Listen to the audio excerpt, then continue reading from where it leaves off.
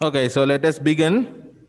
Last time we talked about chopping, right? We started talking about chopping. Before that, we talked about rounding, right? So we see how to round a number, a given real number, in a floating point system and a fixed point system. And also we see how to chop a number into a fixed point system. Now, finally, in that approximation theory, right? So we are going to talk about how to do chopping in the floating point system, right? So again, we'll start with a given real number. Right? Suppose our alpha be a given real number, right? So then,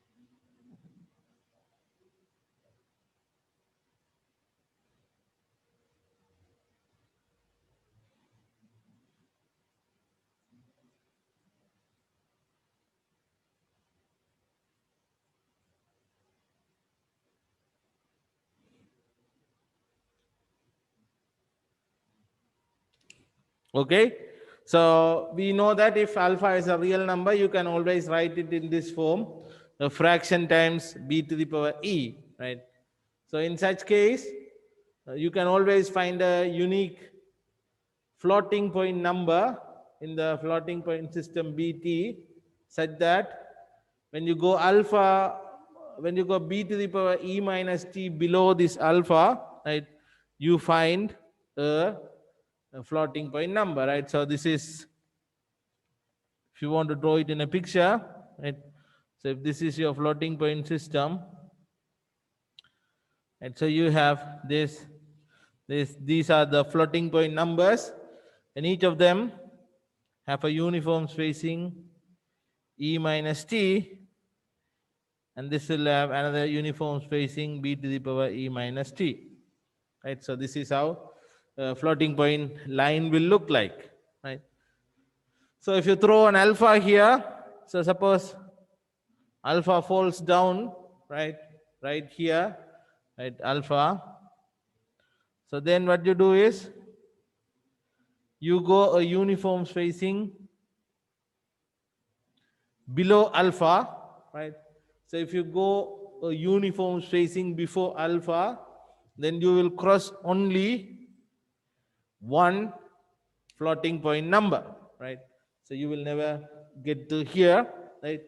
So because you only go down, right? So you only go up to here, so you will be able to cross one floating point number, right? So even if alpha is still here, you will not hit here only, you will hit here, right? So that is why there is a unique, right? So I should say that is unique.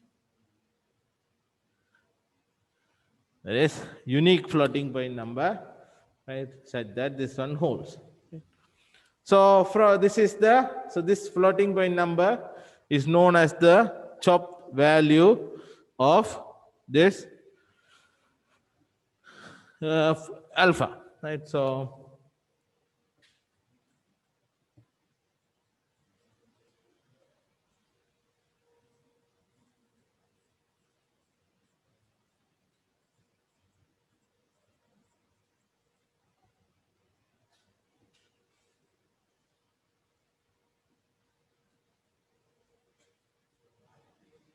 right, so this is the chopped value of alpha in b comma t. Right. So similar to the earlier cases, we will try to find a formula for this, right? So we'll try to find a formula for f alpha bar, right? So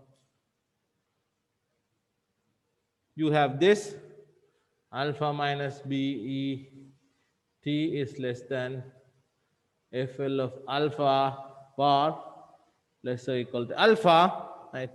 So first you multiply by B to the power T minus E, right? So this implies alpha B T minus E minus 1 is less than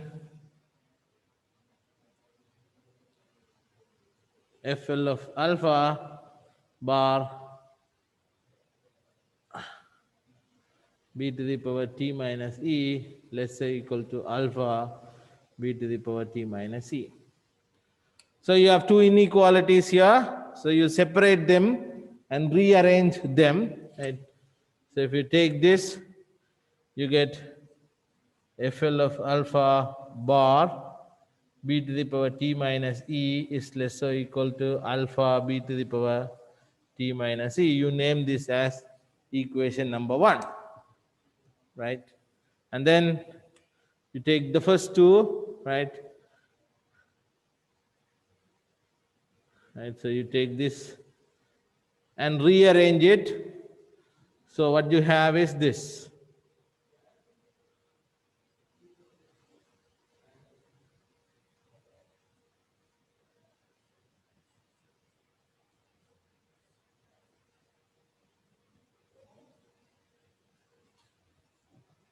Okay, so if you take the first half of the inequality, right, and then rearrange it, that is by moving the 1 to the other side, you get alpha B to the power T minus E is less than FL bar B times T to the power B to the power T minus E plus 1. So now if you combine both of them, you will get a full relationship.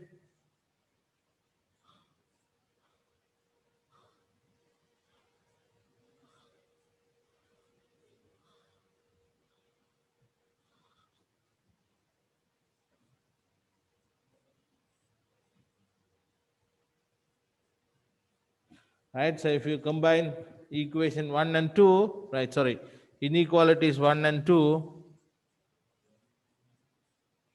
right, so if you combine inequalities 1 and 2, you will get a relationship between F alpha bar and alpha T B to the power T minus E. But you all know that because FL bar is a floating point number, right? FL bar times B to the power T minus E is always going to be an integer, right? So alpha B to the power T minus E lies in between two successive integers. So the integer part of alpha B to the power T minus E is the one which is smaller than that.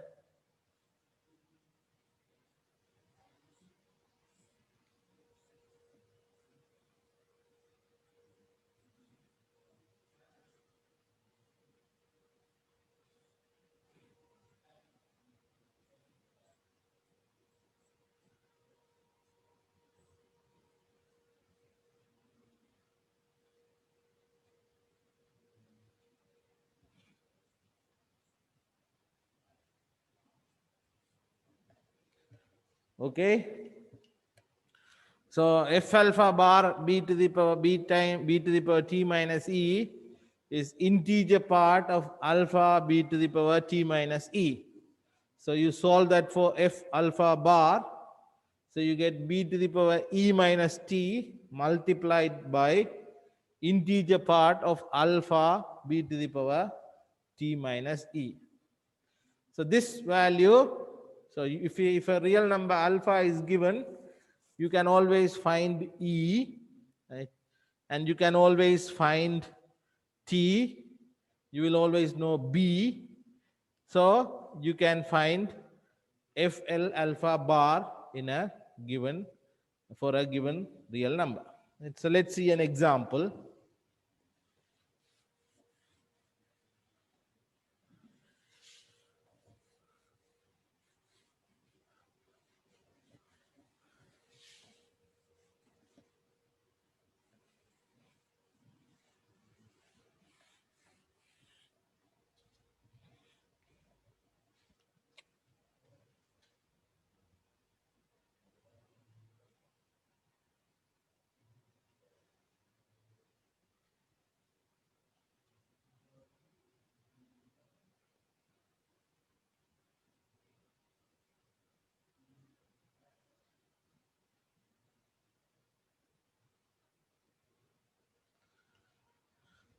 right? So we will try to chop this value 0.0061275 in floating point number base 10, 5 digits on the fractional part, right?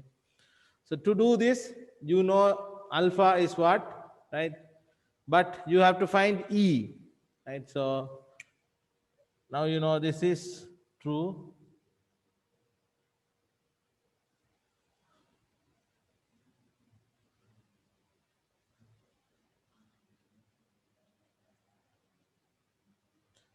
right? So you know this 0.0061275 is 0.61275 times 10 to the power minus 2.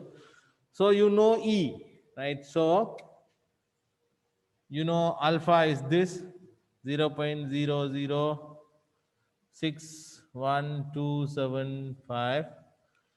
Okay, E is minus 2, right? T is 5, B is 10, right? So in that formula, the last line on the other board, right? So you know E, you know B, you know alpha, and you know T. So you can find the chopped value, right? So FL of alpha bar is equal to B to the power E minus T, right? B is 10 to the power E is minus 2, right? T is 5, so minus 2 minus 5 multiplied by integer part of alpha, that is 0.00, sorry, 0.0061275 multiplied by b to the power t minus e, right? So that is 10 to the power t is 5 minus e is minus 2, right? So I substitute everything in the formula, right? I know b is 10, e is minus 2, t is 5, alpha is 0.0061275, right? So I substitute this and simplify. So this is 10 to the power negative 7 times, so this is 0.006261275 times 10 to the power 7, right? So you know that. So you have to move 7 digits back, 2, 4, 6, 7. So you get 6127,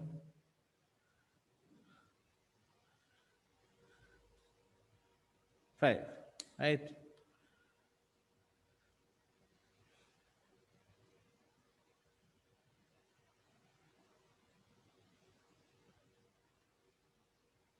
Sorry.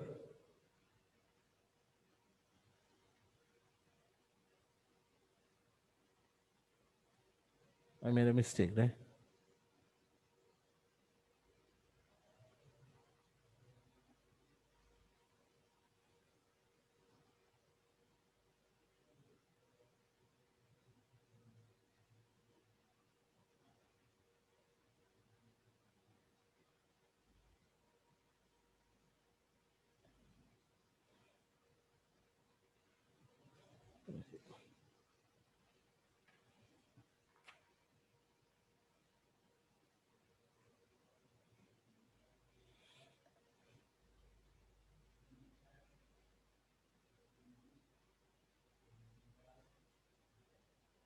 No, sorry, I put a wrong example, right? So this one don't work, so let me change it.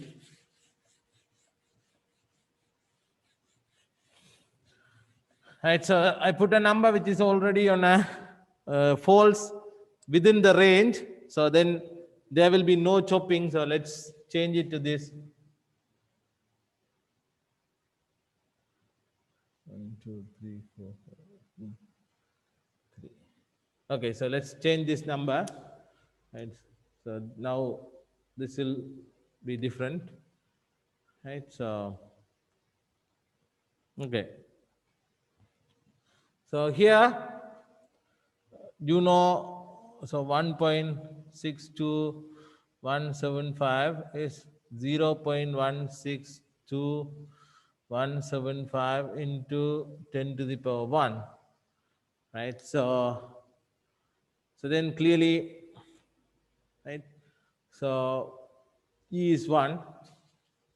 So now you know alpha is 1.62175. E is 1, right? And B is 10, and T is 3. So now I can plug in the formula, right? So FL of alpha bar, right? So that is 10 to the power T, E minus T, so 1 minus 3, right, times integer part of alpha 1.62175 into 10 to the power, right, T minus E, 3 minus 1. So now this is 10 to the power minus 2 times integer part of, you multiply by 2, so 162.175. Right, so integer part is 162, so it is 10 to the power minus 2 times 162, so that is 1.62. Right, so you can see that we are chopping beyond that. So we just xed out all the numbers which are beyond that decimal place or beyond that digit. Right, so that is how you do the chopping on floating point number system. Right. So now we have formulas for everything. Right. So we have a formula for rounding in fixed point, rounding in floating point, chopping in fixed point, and chopping in floating point. For all of them, we have formulas, right? So based on those formulas, so we already know how to derive those formulas as well. So now based on those formulas, we can do the rounding and chopping for any given real number, right? So as long as the number falls in between the set, the rounding and chopping will work, right? So if the number is smaller than the size of the floating point number system, then the chopping and floating does not help you. So that is why the earlier example failed, right? So then I change the example. So when we are giving example, we will try to give you that actually works in those setups, right? So otherwise, if I give you this example as 1.62 and then ask you to show that in FL of 10,3, then you would still get 1.162, which does not show you whether there is a chopping or not, right? So because I gave long digits and then cut down the number of digits in the floating point system, then you can see that there is a chopping going on, right? So these are just examples, so we can make them up, right? So now the next thing from these chopping and rounding is, by looking at these examples, you know that there is a difference between the real value and the approximate value always, in chopping, rounding, in floating point, fixed point, everywhere in the examples we do, and you can see that this is the real value and this is the approximated value. So these two are not same, right? There is a difference. If you subtract this from this or this from that, you will see a difference, and that different is called the error, right? So now what we are going to do is we are going to see an estimation for these kind of errors in chopping and rounding.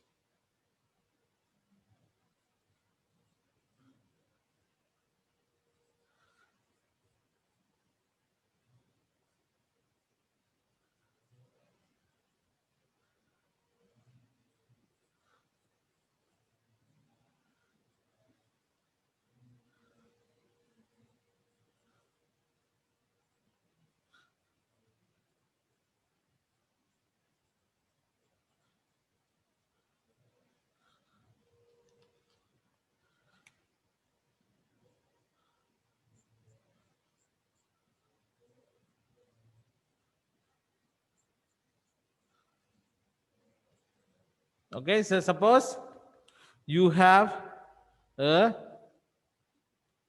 given real number, right? And then you get an approximation of that real number, right? So we name that as alpha tilde. It's alpha is a given real number, so alpha tilde is the given approximation either by rounding or chopping on any of these number system, fixed point or floating point, right? So one of those cases. So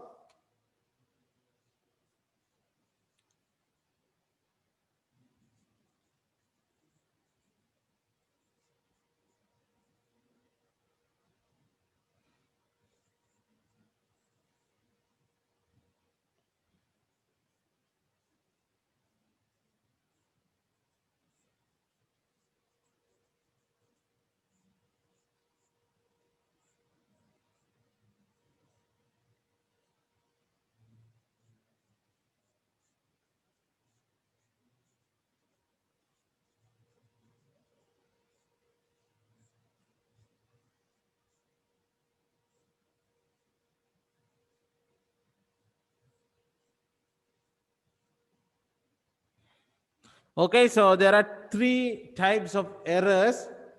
So the first one is the error, right? So that is the difference between the real value and the approximated value, right? So usually the error can be plus, minus, right? So you don't know. Sometimes if the approximate value is small and real value is large, then you will have plus. Sometimes it might go the other way around, right? So you don't know whether that error is plus or minus. So then to avoid that plus or minus, what we do is we put an absolute value so that it's always plus. So we call it absolute error, right? So alpha minus alpha bar's absolute value is known as absolute error.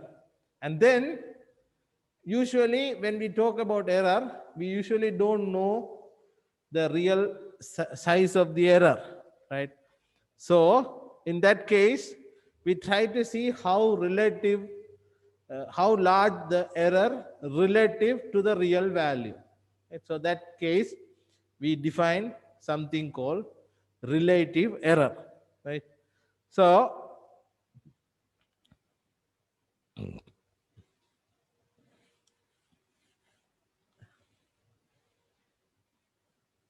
based on this, right? So you are talking about real number, right? So since we are talking about real numbers, this is all of base 10, right? So first, that is the important thing.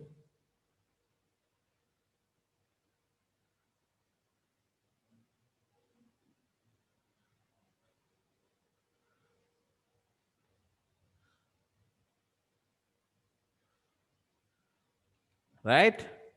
So you know that since alpha is real number, it will be of base 10, right? Any real number is base 10, that you know. But we see that this fixed point number system and floating point number systems can be in any base, right? So suppose the work is done on a floating point number system on base 2. Then what you do is, right,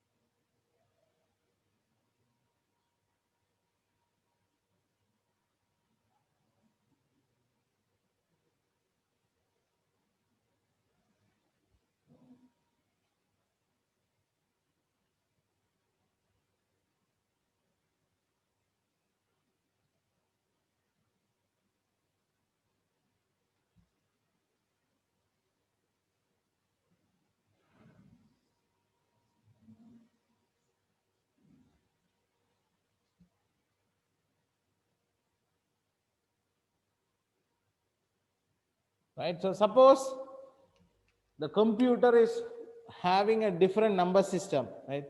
So suppose the computer has base 2 number system, right? So then what's happening in the operation is, if you input a real number alpha, that will always in base 10, right? So base 10. But computer is working in base B. So what it will do is, first it will transform the number into base B, right? After transforming it into base B, what it will do? It will do the approximation based on the number system, right? Whether it is floating point or fixed point, right? So that system is in base 2. So it will do the approximation in floating point base 2 or fixed point base 2, right? But the output should be again a real number, right? It cannot give you the numbers as 1001 like that. So the output you see in the screen is a real number. So it will convert it back to a real number and show you the output, right? So suppose you are adding two numbers, right? 1.25 and 1.75 in a computer, right? So this is what happens. You put 1.25 and 1.75 inside, then it will change 1.25 and 1.75 into base 2 numbers, right? And then it will approximate, right? And it will add, and then it will put an output there, right? So that is what the computer will do in a arithmetic, right? So what you see is this and this, but inside the computer this and this will happen. So because of that, you see that for the error, you will always see the error in base 10, right? So you can, for you, in your case, you can check the error in base 10, right? But inside the computer, it might work on base 2 and so on, right?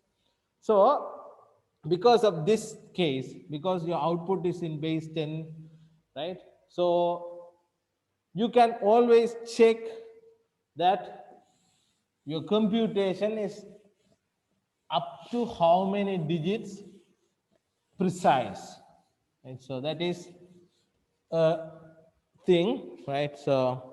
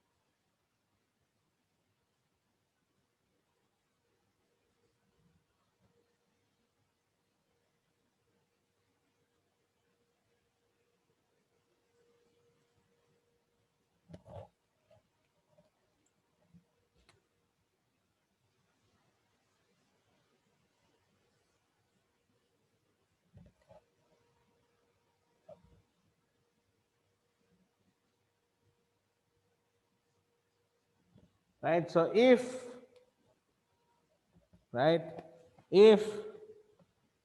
alpha and alpha bar are the real value and the approximated value, we say that this is approximated up to d significant digits if d is the largest positive integer such that alpha minus alpha tilde over alpha is less than 10 to the power minus d over 2, right? So I will give you an example, right? Alpha is 3.141592 and alpha tilde is 3.14. So you find alpha minus alpha tilde over alpha, right? So this you can always find, right? So it is 0.001594 over 3.141594, right?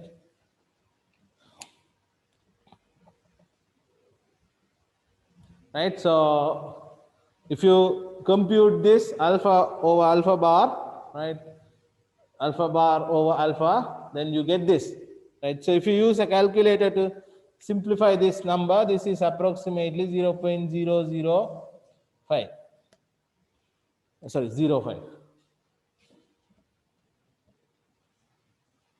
Right, so you can use a calculator to approximate this number, that is 0.0005, right?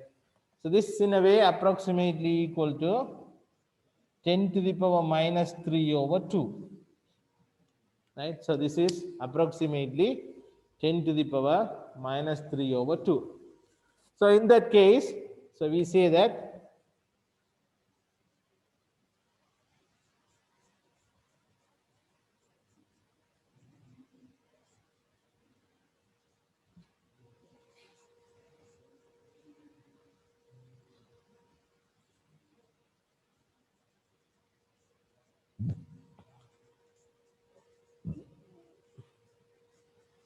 right, so we can say that alpha bar approximates alpha up to 3 significant digits, right? So that is the example, right? So you always take alpha minus alpha bar absolute value over alpha, and if that value is approximately equal to some number, right? So you take that as 10 to the power minus d over 2, right? So approximate it as 10 to the power minus 3 over minus d over 2.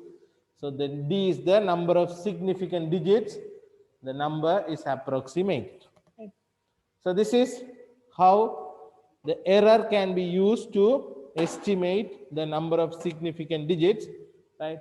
So in the next class, what we are going to see is, we are going to see how we can estimate the error in other different ways, right?